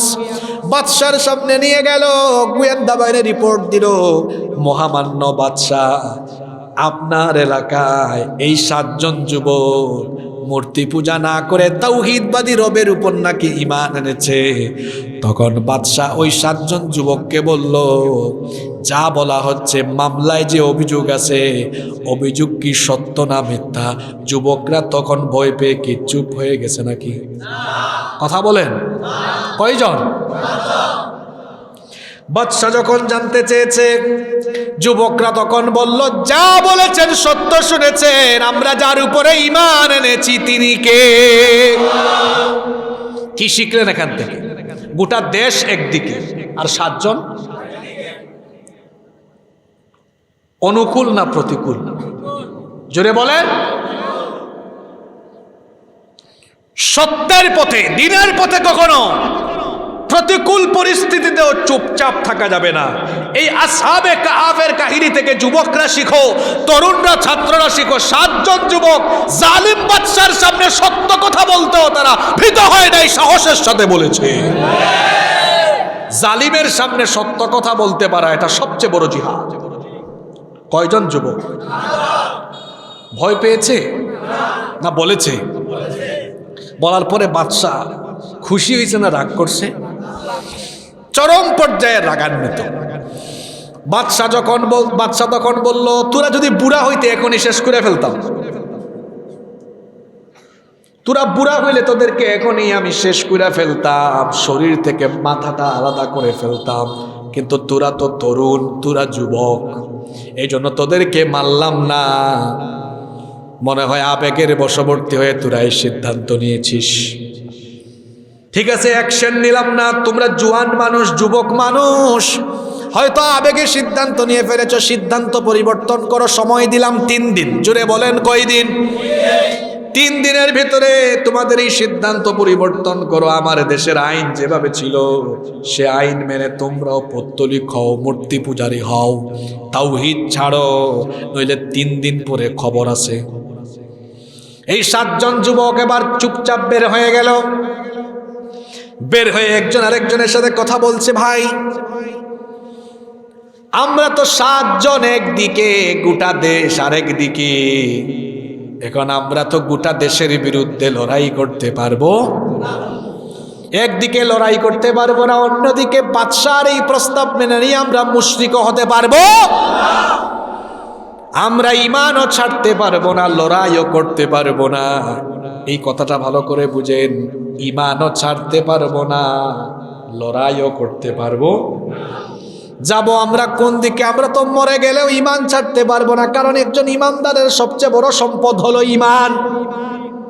টাকা পয়সা চলে গেলে টাকা পয়সা পাওয়া যায়, টাকা পয়সা হারিয়েও যদি দুনিয়া থেকে গরিব হয়ে চলে যান জাহান্নামে যাবেন, এমন কোনো কথা কুরআন হাদিসে। তো ঈমান হারা হয়ে গেলে, ঈমান হারা অবস্থায় দুনিয়া থেকে চলে গেলে জান্নাত নসিবে জুটবে? যুবকরা বলল, আমরা তো ঈমান ছাড়তে পারবো না, বাদশার প্রস্তাবও মানতে পারবো, কি করব আমরা? তখন তারা সিদ্ধান্ত নিল, তাহলে আমরা এই ঈমানের জন্য নিজের পরিবার আমরা ছেড়ে দিব, ঈমানের জন্য নিজের গ্রাম ছেড়ে দিব, এলাকা ছেড়ে দিব, ভিটা মাটি জায়গা জমি ব্যবসা বাণিজ্য সব কিছুর মায়া ছেড়ে দিব, তাও আমরা ঈমান আমরা ছাড়ব না। আমরা সব ছেড়ে দিয়ে চলে যাই, এই এলাকায় থাকবো না, হিজরত করব। হিজরত মানে হলো এক স্থান থেকে অন্য স্থানে দ্বীনের কারণে, ঈমানের কারণে যাওয়া। 7 জন যুবক সিদ্ধান্ত নিল, আমরা তাহলে এই এলাকায় থাকবো। তারা এবার চলা আরম্ভ করলো অজানা গন্তব্যে। তারা হাঁটতেছে, সামনের দিকে যাচ্ছে, হঠাৎ করে একটা কুকুর তাদের পিছু নিয়েছে। কি পিছু নিয়েছে? আর একটু জোরে বলেন। এরা কুকুরকে তাড়ায়, যা আসিস যা, কিন্তু কুকুর আর উল্টা। বহু চেষ্টা করলো কুকুরকে তাড়ানোর, কিন্তু কুকুর তাদের পিছু ছাড়ে না। শেষ পর্যন্ত বলল, যাও। কুকুরটাও আমাদের সাথে মনে হয় যাইতে চায়, কুকুরও থাকুক। কুকুর সহ তারা রওনা করলো। যেতে যেতে যেতে যেতে একটা বিরাট পাহাড়ের, বিরাট একটা পর্বতমালার মুখেই প্রবেশপথে একটা বিস্তীর্ণ বড় একটা গুহা ছিল। জোরে বলেন, কি ছিল? তাদের অন্তরে আল্লাহ এটা ঢুকাইয়া দিলেন যে তোমরা গুহার ভিতরেই প্রবেশ করো।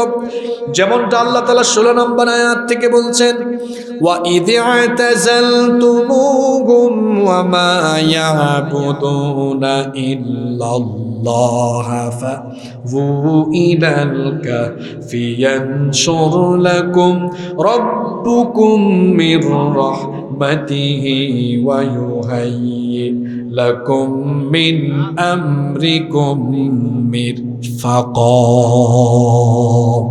আল্লাহ বলছেন, আর স্মরণ করো যখন তোমরা তাদের সাথে সম্পর্ক ছিন্ন করেছিলে, যারা আল্লাহর সাথে শিরক করেছিল, আল্লাহ ছাড়া অন্যদেরকে উপাস্য হিসাবে গ্রহণ করে নিয়েছিল, তখন আমি তোমাদেরকে বলেছিলাম গুহায় আশ্রয় নাও, তাহলে তোমাদের জন্য তোমাদের রহমতের দ্বার উন্মুক্ত করে দিবেন এবং তোমাদের জীবন উপকরণের ব্যবস্থা আরো সহজ করে দিবে। সুবহানাল্লাহ পড়েন। যুবকরা এবার সিদ্ধান্ত নিল গুহায় আশ্রয় নিবে। এবার তারা গুহার ভেতরে ঢুকলো। কিসের ভিতর? গুহার ভেতরে যাওয়ার পরে যুবকরা কি বলল শোনেন। আল্লাহ তাআলা বলছেন ইদ আওয়াল ফিতয়াতু ইলাল কাহফি ফাকালু রব্বানা আতিনা মিন লাদুনকা রাহমাতাও ওয়া হায়্যি লানা মিন আমরিনা রাশাদা। আগেই পড়েন সুবহানাল্লাহ। কি সুন্দর আয়াত। আল্লাহ বলেছেন এই যুবকরা যখন গুহায় এলো, গুহায় ঢুকার পরে তারা তখন দোয়া করলো কার কাছে? কারণ বালা মুসিবতে পড়লে উদ্ধার করতে পারেন যিনি, তিনি কে? এজন্য চাইতে হবে কার কাছে?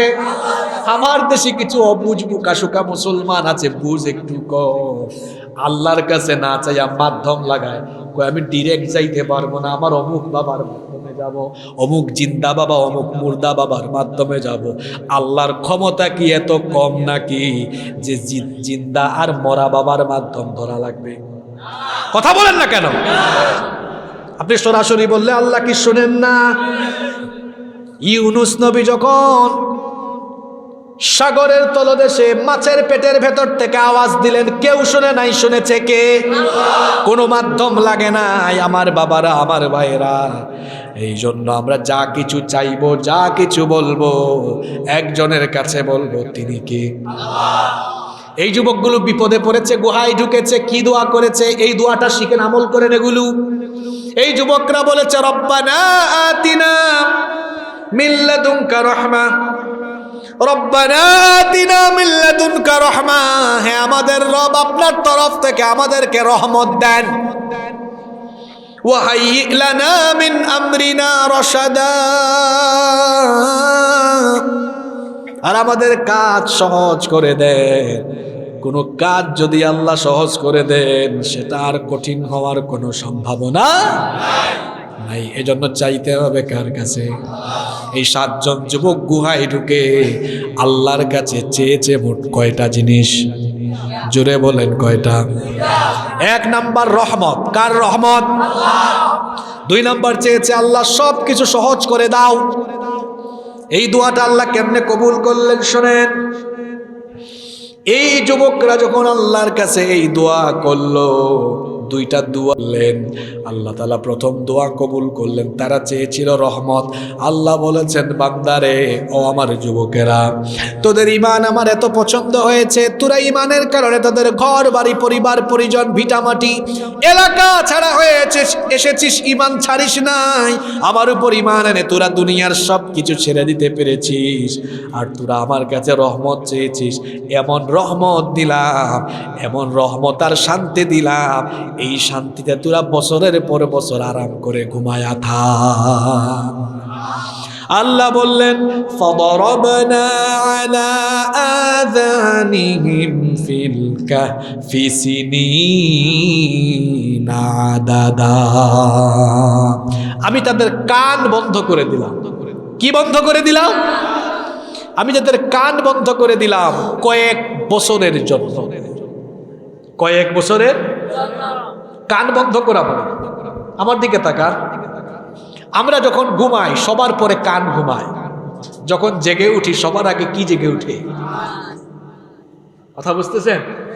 দেখবেন রাতের বেলা ঘুমাইছেন, একটু চোখ লাগছে, ঝিমানো, আপনারা আঞ্চলিক ভাষায় কি বলেন এটাকে? জোরানি। আমার বাড়িতে সিলেটে বলে উঙ্গানি। সিলেটি ভাষায় ওয়াজ বললে কোনটা বুঝতে হবে? ঝিমানি আসছে দেখবেন, বা একটু ঘুম লাগছে 5 মিনিট 10 মিনিট, হঠাৎ করে ঘরে বিকট আওয়াজ হয়েছে, ঘুম ভেঙে যায়। এই যে আওয়াজটা শুনলেন কি দিয়ে? তার মানে আমরা ঘুমিয়ে গেলেও কান ঘুমায়। যখন প্রচন্ড ঘুমে মানুষ চলে যায়, তখন কানও আস্তে আস্তে নিস্তেজ হয়ে যায়। আবার যখন জেগে উঠি সকালবেলা ফজরের আজান শুনেন কান দিয়ে, কি দিয়ে? সবার আগে কি জেগে উঠে? আল্লাহ বলেছেন যুবকরা চাইছে কয়টা জিনিস? কয়টা জিনিস? এক নাম্বার চাইছে রহমত। এত রহমত দিলাম, কান বন্ধ করে কয়েক বছরের জন্য ঘুম পাড়ায় রাখলাম। সুবহানাল্লাহ কইতে ইচ্ছা করে না? বলবেন হুজুর রহমতের সাথে ঘুমের কি সম্পর্ক? ভাইরে, টাকা দিয়া পয়সা দিয়া এমপি হইয়া মন্ত্রী হইয়াও ঘুম পাওয়া যায় না আল্লাহর রহমত। দেখবেন কত পয়সাওয়ালা আছে রাতের বেলা তার খাটের এই পাশ থেকে ওই পাশে যায়, ওই পাশ থেকে এই পাশে আসে ঘুমাইতে। সারাদিন ভ্যান চালিয়েছে, রিক্সা চালিয়েছে। আমার রিক্সাওয়ালা ভাই এশার নামাজের পরে খাবার দাবার ভালো পায় নাই, ডাল আর আলু ভর্তা দিয়ে মাইরা দিছে, এরপরে ঘুমানো কাইত হওয়ার সাথে সাথে। ঠিক আছে কথা? আমার রিক্সাওয়ালা ভাইয়ের পয়সা নাই, ব্যাংক ব্যালেন্স নাই, ঘুম। আর এক বেটা এমপি মন্ত্রী হয়ে গেছে, তাও ঘুমাইতে পারে। তাহলে কি বুঝলেন? ঘুমটা কার দেওয়া? জোরে বলেন। আল্লাহর তরফ থেকে রহমত না আসলে পরে ঘুম আসবে? রহমত এটা কার তরফ থেকে আসে? আল্লাহ বললেন তোরা 7 জন যুবক দোয়া করলি রহমতের জন্য, রব্বানা আতিনা মিন লাদুনকা, যা রহমত দিলাম তোদেরকে ঘুম পাড়ায় রাখলাম। সুবহানাল্লাহ। আর তোরা আরেকটা জিনিস চেয়েছিলি, আল্লাহ আমাদের কাজ সহজ করে দাও। ওয়াহাইয়্ লানা মিন আমরিনা। আল্লাহ কাজ কেমনে সহজ করছেন? আল্লাহ তাআলা বললেন তোরা আমার উপর ঈমান আনছস, আমার কারণে এলাকা ছাড়ছস। তোদের বাদশা, তোদের এলাকার মানুষ তোদের পক্ষে থাকে নাই, আমার কারণে তোদের এলাকার লোকেরা, রাষ্ট্রের লোকেরা তোদের বিরুদ্ধে গিয়েছে। তোদের কাজ আমি দায়িত্ব নিলাম, আমি এদেরকে সাইজ করব। এবং শুনেন, পরবর্তী 309 বছর এরা ঘুমিয়েছিল।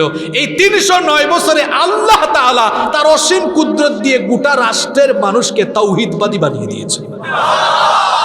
দুইটা দোয়া কবুল হয়েছে কি হয়নি? জোরে বলেন, হয়েছে কি হয়নি?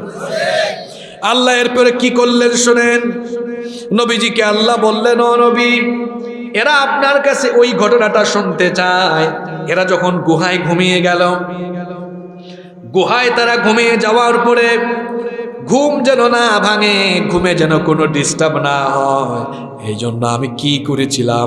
আল্লাহ তাআলা বলছেন, ওয়াতারাশ শামসা ইযা তালাআত তাযাওয়ারু আন কাহফিহিম যাতাল ইয়ামিনি ওয়া ইযা গরাবাত তাকরিদুহুম যাতাশ শিমালি ওয়া হুম ফি ফাজওয়াতিন মিন। গুহার মুখ দিয়ে যদি সূর্যের আলো ঢুকে, সূর্যের আলো তাদের গায়ে লেগে যাবে, ঘুমে ডিস্টার্ব হবে, ঘুম ভেঙে যেতে পারে। এই জন্য আমার এই 7 জন ইমানদার যুবকের ইমান আমার কাছে এত পছন্দ হয়েছে, আমি সূর্য পূর্ব দিক থেকে উঠালে একটু ডান দিকে কাত করে উঠাতাম, সূর্য ডুবানোর সময় বাম দিকে কাত করে ডুবাতাম, যাতে সূর্যের আলো তাদের গায়ে লেগে ঘুম ভেঙে না যায়। আপনি আল্লাহর হয়ে যান, আল্লাহ সব কিছু আপনার বানায়। সুবহানাল্লাহ কইতে ইচ্ছে করে না? আমরা কার হয়ে যাব? জোরে বলেন। আল্লাহ তাআলা বললেন, ও নবী, ওয়া তাহসাবুহুম আইকাযা, আপনি তাদেরকে দেখলে আপনার কাছে মনে হতো তারা ঘুমন্ত না, তারা জাগ্রত। ওয়া হুম রুকুদ, কিন্তু তারা আসলে ছিল ঘুমন্ত। কারণ তারা কিছুক্ষণ পর পর ওয়া নুকাল্লিবুহুম যাতাল ইয়ামিনি ওয়া যাতাশ শিমাল, ডানে কাত দেয়, বামেও কাত দেয়। কারণ চিত হয়ে শুয়ে থাকলে পোকামাকড় তাদেরকে ডিস্টার্ব করবে, অথবা মাটি তাদেরকে গিলে খেতে পারে লম্বা সময়। এই জন্য মাঝে মাঝে ডান কাত বাম কাত দিয়েছে। কোনো মানুষ দেখলে ভাবতো ঘুম আসতেছে না, এই জন্য ছটফট ছটফট করতেছে। হয়তো আপনি দেখলে আপনিও ভাবতেন তারা জাগ্রত, কিন্তু আসলে তারা ঘুমন্ত। তাদেরকে ঘুম পাড়িয়ে রেখেছেন যিনি, তিনি কি? শুধু তাই না, তাদের সাথে একটা কুকুরও ছিল। ওয়াকালবুকুম বাসিতুন যিরাইহি বিল ওয়াসিদ, ওই কুকুরটা গুহার মুখে 2 পা দুদিকে দিয়ে জিহ্বাটা বের করে কুকুর ওই 7 যুবকের পাহারায় দাঁড়িয়ে গেছে। আল্লাহু আকবার। এই রকম করে আল্লাহ যুবকদেরকে ঘুম পাড়িয়ে রাখলেন কত সময়? আল্লাহ বলছেন ওয়ালা বিসু ফি কাহফিহিম 300 সিনিনা ওয়াজদাদু 9 এই রকম করে এই 7 যুবককে আমি 309 বছর ঘুম পাড়িয়ে রাখলাম। কত বছর? এটা কি স্বাভাবিক না অস্বাভাবিক ঘটনা? কত বছর? 309 বছর পরে আল্লাহ এদের ঘুম ভাঙে। আপনারা কি আছেন না গেছেন? আমি কিন্তু শেষ দিকে চলে আসছি, আর 7-8 মিনিট ধৈর্য কুলাবে না আপনাদের? সবাই আছেন তো? আল্লাহ ঘুম ভাঙাচ্ছেন এখন কত বছর পরে? 300। আল্লাহ তাআলা বলছেন ثم بعثناهم لنعلم أي الحزبين أحصى لما لبثوا أمدا। অতঃপর আমি তাদেরকে জাগ্রত করলাম যেন জেনে নিতে পারি তাদের মধ্যে কে সঠিক সংখ্যাটা নিরূপণ করতে পারে, মানে কত বছর ঘুমায়েছিল দেখি এরা কে এটা ভালো বলতে পারে। এরা ঘুম থেকে যখন উঠলো, এরা আসলে গুহায় ঢুকেছিল সকালবেলা, আর যেদিন 309 বছর পরে আল্লাহ ঘুম ভাঙিয়েছেন সময়টা ছিল বিকালবেলা। গুহায় ঢুকেছিল সকালবেলা না বিকালবেলা? 309 বছর পরে ঘুম ভেঙেছে সকালবেলা না বিকালবেলা? ঘুম ভাঙার পরে একজন আরেকজনকে জিজ্ঞেস করে, কি জিজ্ঞেস করে শুনেন, আল্লাহ তাদের কথোপকথন কোরআনে কারিমে উঠাইয়া দিয়েছেন। ক্বালা কাইলুম মিনহুম কাম লাবিসতুম, একজন আরেকজনকে জিজ্ঞেস করে কত সময় আমরা ঘুমিয়েছি। একজন তখন তাদের মধ্যে জবাব দিল, ক্বালু লাবিসনা ইয়াওমান আও বা'দা ইয়াওম, কই মনে হয় একদিন ঘুমাইছি অথবা দিনের কিছু অংশ। এই তো সকালবেলা গুহায় আসছি, তো এখন বিকাল, হয়তো কিছু সময় ঘুমাইছি। আরেকজন কয়ে না, মনে হচ্ছে আমরা লম্বা ঘুম দিছি, একদিন হইতে পারে। এরকম তাদের মধ্যে বিতর্ক সৃষ্টি হলো। কি সৃষ্টি হলো? যখন বিতর্ক আরম্ভ হয়ে গেল তখন তারা বলল, ক্বালু রাব্বুকুম আ'লামু বিমা লাবিসতুম, আসলে আমরা কতক্ষণ ঘুমিয়েছি আমরা নিজেরাও জানি না, তর্ক কইরা লাভ নাই। কতক্ষণ ঘুমিয়েছি আমাদের রব জানেন, তিনি কে? ভাইরে তর্কাতর্কি বাদ দাও, ঘুমের থেকে উঠলে কি লাগে? জোরে বলেন। সকালে ঘুম থেকে উঠলে কি লাগে? দুপুরে একদম ভালো করে খায়া ঘুমায়। যখন বিকেলবেলা ঘুম থেকে উঠেই দেখবেন নাস্তা খুঁজে। ঘুম থেকে উঠলে ক্ষুধা লাগে কি লাগে না? এখন বলতেছে, ভাই চলো আমরা 7 জন তর্কাতর্কি না করি, পেটে কিছু দেই। তারা তখন বলল, চলো খাওয়া দাওয়া করা দরকার। এখন তারা তাদের মধ্য থেকে একজনকে কিছু পয়সা দিল, টাকা দিল, দিয়ে কি বলল শোনেন, ফাবাসু আহাদাকুম বিওয়ারিকিকুম হাদিহি ইলাল মাদিনা। খারাপ লাগতেছে আপনাদের? কয় নাও কিছু টাকা দিলাম, যাও তো বাজারে যাও, বাজারে যাও, গিয়ে তুমি যেটা পাও ওইটা কিনে ফেলিও না। সুবহানাল্লাহ, কি নসিহত করেছে দেখেন। বলেছে বাজারে যাও, এই টাকাগুলো নিয়ে ফালিয়ানজুর, এরপরে বাজারে গিয়ে দেখো আইয়ুহা আজকা তুআমা, পবিত্র কোন খাবার আছে। এখান থেকে শিক্ষা হলো টাকা থাকলেই হারাম খাওয়া যাবে না, টাকা থাকলেও আপনি হালাল খাবারটা খুঁজে খুঁজে খাবেন। কারণ হলো হালাল না খাইলে, রিজিক যদি হালাল না হয়, কোনো ইবাদত আল্লাহ কবুল করবেন না।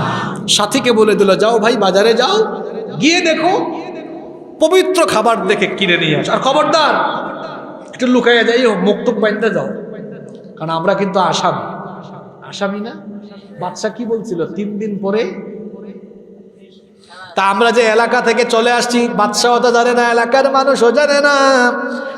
বাজারে যাচ্ছ যাও, একটু সাবধানে যাইও, কারণ ইন্নাহুম ইয়াযহারু, যদি তারা তোমাদেরকে দেখে ফেলে, ইয়ারজুমুকুম, তাহলে তারা আমাদেরকে নিয়ে প্রস্তরাঘাত করে পাথর নিক্ষেপ করে মেরে ফেলবে। আও ইউইদুকুম ফি মিল্লাতিহিম, অথবা তাদের ধর্মের উপরে তারা আমাদেরকে জোর করে নিয়ে যাবে। ওয়ালান তুফলিহু ইদান আবাদা, তখন কিন্তু আমরা আর আমাদের উদ্দেশ্য সফল করতে পারবো না। আছেন নাকি আপনারা? যাও ভাই যাও, সাবধানে যাই। এই লোক গুহা থেকে বের হইছে, বের হইয়া দেখে কি রে, এলাকা দেখে একটু কেমন কেমন জানি লাগে। কত বছর পরে বের হইছে সে কি জানে? করাইয়া গুনা আজ থেকে 10 বছর আগে এরকমই ছিল না আর এক রকম ছিল? 50 বছর আগে চকরিয়া এরকম ছিল না অন্যরকম ছিল? ছিল কি ছিল না? এখানে সভাপতি সাহেব আছেন, 20-30 বছর আগে এই এলাকা কেমন ছিল আর এখন কেমন হয়েছে? পরিবর্তন হয় সময়ের সাথে, সবকিছু পরিবর্তন। এলাকা বাদ দেন, 10 বছর আগে আপনি কেমন ছিলেন? এখানে তরুণ যারা আছো তোমরা এরকম লেদা ফেদা ছিল, ছোট ছিল। 10 বছর আগে আমিও নিজেই, আমারও তো দাড়ি মুছো ছিল। সময়ের সাথে সাথে মানুষেরও পরিবর্তন হয়, পরিবেশের, সমাজের, এলাকারও পরিবর্তন। গুহা থেকে বের হয়ে কি রে, এলাকা দেখি সব অচেনা অচেনা লাগে, কেমন কেমন জানি লাগে। তো পরে ভাবছে মনে হয় আমি ঘুম থেকে উঠছি দেখে এমন এমন লাগতেছে। সামনে যাচ্ছে, দেখছে যত সামনে যায় তত সবকিছু ভিন্ন ভিন্ন লাগে। নিজের তো মুখ ঢাকা, এখন দেখে হায় হায় হায়, শুধু যে এলাকা অন্যরকম লাগে সেটা না, মানুষও তো অন্যরকম। আমার না হয় মুখ ঢাকা, আমাকে কেউ চেনে না, কিন্তু আমার গ্রামের করিম চাচা কোথায়, রহিম চাচা কোথায়, আব্দুর রব কোথায়, আমার বন্ধু আব্দুল সালাম কোথায়? মানে আমি একটা উদাহরণ দিচ্ছি। সে যাদেরকে দেখে গুহার ভিতরে গিয়েছিল, এলাকার কাউরে দেখে সব নতুন মুখ, বুড়া মানুষও নতুন, জোয়ান মানুষও নতুন, শিশুরাও। ওই কি রে, এলাকার মানুষ কোথায়? সব থেকে নতুন নতুন, কাউরে আমি চিনি। চিনবে কেমনে? কারণ মাঝখানে 7-8টা জেনারেশন সে তো জানে। ভাবছে হয়তো বা ভিনদেশি মানুষরা আমাদের এলাকায় ঘুরতে, চিন্তা করতেছি অন্যরকম লাগে কেন, লাগে কেন?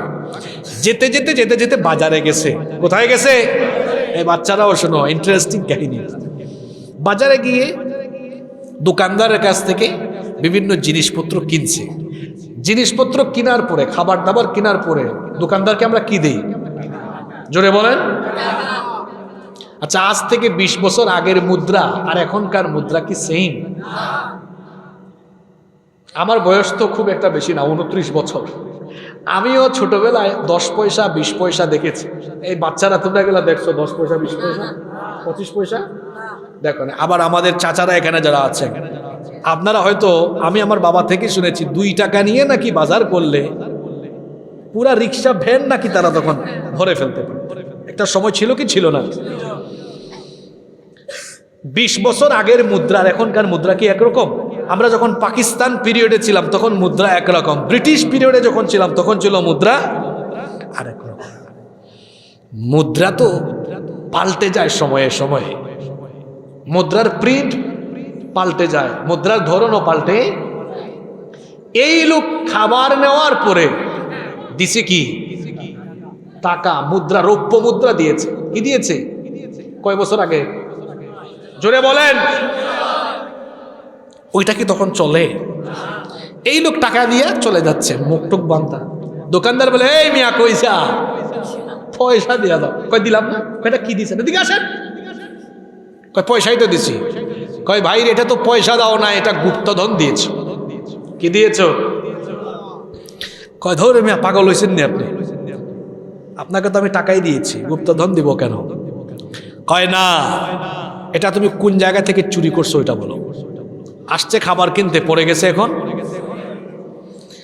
যুবক বলতেছে, ভাই তোমার মাথা কি পাগল হয়ে গেছে?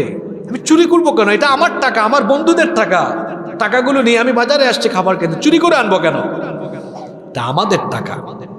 কয় সত্যি করে বলো কোথা থেকে চুরি করছো? হয় চুরি করছো, নইলে কোনো জাদুঘরে এই মুদ্রা রাখা ছিল, তুমি সেখান থেকে এটা চুরি ডাকাতি করে তোমরা।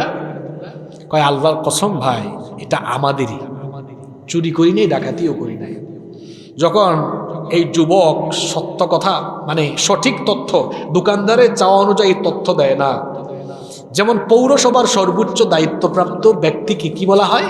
স্থানীয় সরকারের প্রতিনিধি, যিনি মেয়র বলা হয়। সিটি কর্পোরেশনেও কি থাকে? মেয়র থাকে। সেই যুগে শহরের প্রধান কর্তা ব্যক্তিকে বলা হতো নগর কোতোয়াল। নগর, এই দোকানদার ডাক দিছে নগর কোতোয়াল, মানে মেয়র আর কি। ডাক দিয়ে আনছে, কয় মাননীয় কোতোয়াল সাহেব দেখেন 309 বছর আগে, এই প্রায় 300 বছর আগে মুদ্রা দিয়েছে, এটা কই পাইছে সঠিক তথ্য? এখন যুবক আবারও তর্ক করছে, আরে ভাই আপনি আবার বলেন, কি বলেন এগুলো আপনি? আর উনি কিভাবে নগর কোতোয়াল হয়? আমি তো নগর কোতোয়ালকে চিনি, উনি নগর কোতোয়াল। মানে যুবকের ভাবনা, আমি তো গুহা থেকে ঢুকার আগে দেখলাম একজন, আরেকজন কেমনে, এটা না, সে তো আর জানে না মাঝখানে যে এত বছর চলে। নগর কোতোয়াল বললো, হায় হায়, এটা তো অনেক আগের মুদ্রা। বললো, ভাই তুমি কি চুরি করছো এটা? কয় না, কি বলেন চুরি করছি, এটা আমার, আমি আমার সাথীদের থেকে এটা আনছি। নগর কোতোয়াল ডাক দিছে বাদশাকে। এখন বাদশাহ এই কথা শুনে স্বয়ং বাদশাহ এসে হাজির হয়েছে ওখানে। সুবহানাল্লাহ পড়বেন না? বাদশাহ বললো, এই যুবক কোথায় পেয়েছো এটা বলো। কয় কোথায় পাইছি মানে, এটা আমাদের মুদ্রা, আমার বন্ধু আমার সাথীরা তারাও আছে। কয় তারা কোথায়? কয় চলেন আমার সাথে গুহায়। এবার নিয়ে গেছে কোথায়, গিয়ে দেখে ওই 6 জন ওখানেই আছে। এবার 7 জন একত্রিত করে বাদশাহ জিজ্ঞেস করলো, বলো এটা কোথায় পেয়েছো? কয় এগুলো আমাদের টাকা। কোথায় পাবো মানে? কয় আমি বাদশাহ বলতেছি, নইলে তোমাকে কিন্তু তোমাদের সবাইকে সাইজ করবো, সত্য কথা বলো। কয় আপনি আবার কোন জাতের বাদশা? আমরা তো বাদশাকে চিনি, আপনি তো বাদশাহ। এখন বাদশার আশেপাশের লোকজন বলে, দেখো ফাইজলামি করতে করতে বাদশা নিয়েও ফাইজলামি। তখন এই 7 জন বলতেছে, মোটেও ফাইজলামি না, এগুলা আমাদের পয়সা, আমাদের বাদশাকে আমরা ভালো করেই চিনি, আমাদের বাদশা আমাদের বন্ধু না, আমাদেরকে পাইলে কি করবে, সাইজ করবে। উনি বলছে আমরা 3 দিনের মধ্যে তার কথা না শুনলে তিনি আমাদেরকে মৃত্যুদণ্ড দিবেন। তখন এই বাদশা বুঝছে ঘটনা কোনো একটা। বাদশা তখন তার অফিসের স্টাফ কর্মচারীদেরকে ডাকলো, বললো এদের কথা শুনে লাভ নাই, কিছুই বুঝতেছি না এদের কথা, তোমরা আমার পূর্ববর্তী বাদশাদের ফাইল তলব করো অফিসে, দেখো তো পূর্ববর্তী বাদশাদের আমলে এমন কোনো মামলা পাওয়া যায় কিনা। অফিসের কর্মকর্তারা আবার খোঁজাখুঁজি আরম্ভ করছে, খুঁজতে খুঁজতে খুঁজতে খুঁজতে 300 বছর আগে দাকিয়ানুসের আমলের একটা ফাইল পাওয়া গেছে, যেখানে 7 জনের নামে মৃত্যুদণ্ডের মামলা। এবার এরা এনে বলে, স্যার এই যে পাইছি এই 7 জনের নামে। এবার উল্টায় দেখে ফাইল ঠিকই। বাদশাহ তখন এদেরকে বলল, তোমরা যে মুদ্রা দিয়েছো এটা দাকিয়ানুসের আমলের মুদ্রা। দাকিয়ানুস তো আরো 300 বছর আগের শাসক, আমি তার পরবর্তী কয়েকজনের পরবর্তী শাসক, কিন্তু তোমরা 309 বছর ধরে গুহায় আসো কেন? কয় কি আর 309 বছর, আমরা সকালে আসছি মাত্র, ঢুকলাম সকালে, এখন হয়েছে বিকাল, হয়তো বেশি হইলে বেশি ক্লান্ত ছিলাম, হয়তো গতকাল সকালে আসছি, আজকে বিকালে, একদিন ঘুমাইছি টানা, একদিন বা আধা দিন হইতে পারে, কি আর 309? কয় না, তোমরা আসলে কয়েকশো বছর ঘুমেই ছিলা, তোমরা টের পাও নাই। সুবহানাল্লাহ। আপনাদের প্রশ্ন হতে পারে, হুজুর এদেরকে আল্লাহ এত বছর ঘুম পাড়ায় রাখলেন, এরপরে 309 বছর পরে আল্লাহ হঠাৎ কেন জীবিত করলেন? এর কারণটা কি বলবো? ওই যুবকরা দোয়া করছিল কয়টা? 1 নম্বর রহমতের দোয়া, রহমত তো পাইছে, ঘুমাইছে। 2 নম্বর ছিল আল্লাহ আমাদের কাজটা, এই কাজটা সহজ করে দিছেন কে? এখন আর ওই দাকিয়ানুসের রাষ্ট্রে কোনো মুশরিক, আল্লাহর রহমতে সবাই কি হয়ে গেছে? ঈমানদার। কিন্তু এই বাদশার আমলে যখন এদেরকে 309 বছর পরে ঘুম থেকে উঠানো হয়, ওই যুগে একটা নতুন সমস্যা দেখা দিয়েছে। নতুন একটা কি দেখা দিয়েছে? সবাই ঈমানদার হয়েছে ঠিক, কিন্তু আখিরাত অবিশ্বাসী অনেক লোকজন ছিল যারা মৃত্যু পরবর্তী জীবনের ব্যাপারে সন্দেহ করত। মৃত্যুর ব্যাপারে দুনিয়ার সকল ধর্মের মানুষের কোনো সন্দেহ, মানুষ মারা যাবে এটা সবাই জানে, কিন্তু মরার পরে আরেকটা জীবন আছে, আপনাকে আবার জীবিত করে আল্লাহ হিসাব চাইবেন, ওই আখিরাতের জীবন। মৃত্যু পরবর্তী জীবনকে অনেকে অবিশ্বাস করে এমন মানুষ দুনিয়াতে আছে না নাই? ওই সময়ের বাদশা তিনি ছিলেন অত্যন্ত পরহেজগার, তিনি আল্লাহর কাছে দোয়া করেছিলেন, আল্লাহ আমার এলাকার মানুষগুলো ইমানদার হলেও মৃত্যু পরবর্তী জীবনকে তারা অস্বীকার করে, সুতরাং এমন কোনো ঘটনা ঘটাও যার মাধ্যমে আমার দেশের জনগণ সাইজ হয়ে যায়, তারা যেন আর মরার পরের জীবন সম্পর্কে কোনো সন্দেহ না। আল্লাহ বাদশার দোয়া কবুল করলেন। দোয়া কবুল করে ওই রহমতে থাকা ঘুমে থাকা 7 যুবককে আল্লাহ 309 বছর পরে ঘুম থেকে উঠালেন। কেন আল্লাহ উঠালেন আল্লাহ সেটাই এবার বলছেন, ওয়াকাযালিকা আ'থারনা আলাইহিম লিয়া'লামু আন্না ওয়া'দাল্লাহি হাক্ক وأن الساعة لا ريب فيها সুবহানাল্লাহ। এভাবে আমি তাদেরকে জাগ্রত করলাম যাতে জানিয়ে দিতে পারে লিয়ালামু আন্না ওয়াদাল্লাহি হাক্কুন, আল্লাহর ওয়াদা সত্য, ওয়া আন্না সাআতা লা রাইবা ফিহা, মরার পরে কিয়ামত বা আখিরাতের জীবন আছে, এতে কোনো সন্দেহ। মরার পরে কেমনে আল্লাহ জীবিত করবেন এটা আল্লাহ ওই যুগের মানুষ যারা মরার পরে জীবিত করবেন আল্লাহ এটার ব্যাপারে সন্দেহ করত।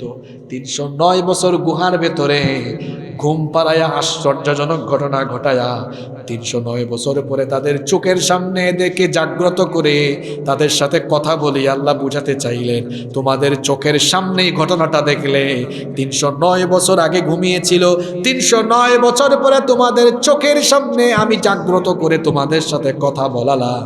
যে আল্লাহ এভাবে বছরের পর বছর ঘুম পাড়িয়ে বান্দাকে জাগ্রত করে কথা বলাতে পারেন, সে আল্লাহ তুমি মরে গেলেও মরার পরে আবার জিন্দা করে তোমার কাছ থেকে হিসাব নিতে পারবেন কিনা?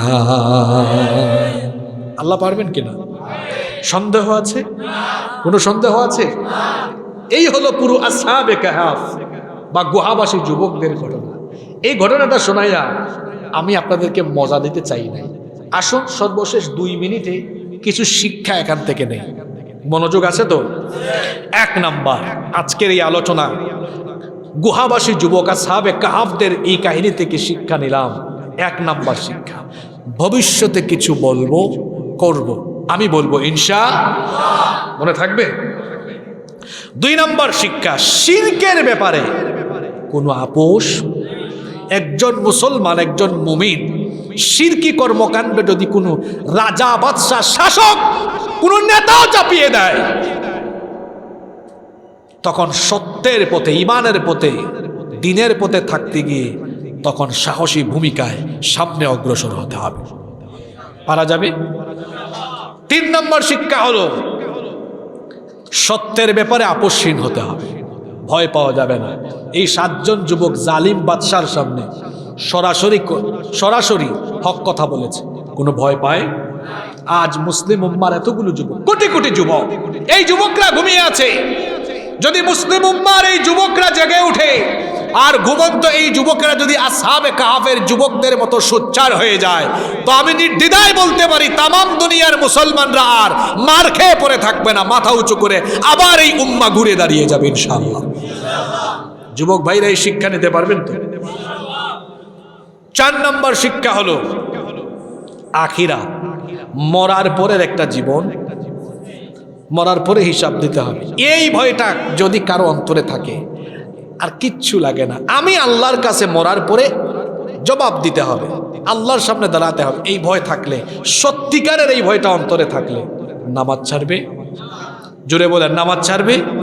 সুদ খাবে, ঘুষ খাবে, আরেকজনের জায়গা জমি, ভূমি খেকু, আমাদের এলাকায় তো নাই, ভূমি খেকু, ভূমি দখল করবে, মানুষের নামে মিথ্যা মামলা দিবে, হয়রানি করবে, কোনো গুনাহ করবে? আখিরাতের ভয় অন্তরে থাকতে হবে। বেশি না, বেশি কথা বললে মনে থাকে না। কয়টা শিক্ষা বললাম? আসুন এই 4টা শিক্ষা আজকে সূরা কাহাফের এই সংক্ষিপ্ত তাফসীর থেকে নিজের জীবনে বাস্তবায়নের চেষ্টা করি। আল্লাহ আমাদের সবাইকে সেই তৌফিক দান করুন।